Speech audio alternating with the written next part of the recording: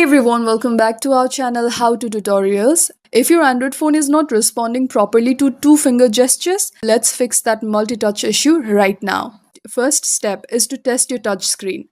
Let's see if the issue is hardware or software. For that, let me go to my Play Store and here search for multi-touch tester app. Let me go with this one.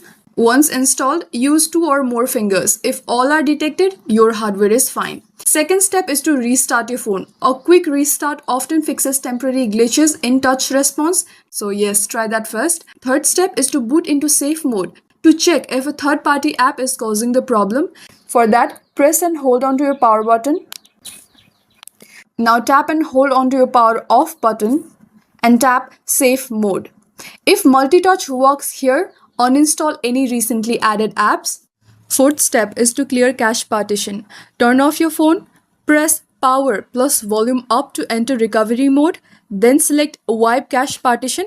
This won't delete your data but clears bugs. And fifth step is to update or reset touchscreen driver. If your phone is rooted, flashing the stock kernel or updating the touchscreen driver may help, but only try this if you know what you're doing.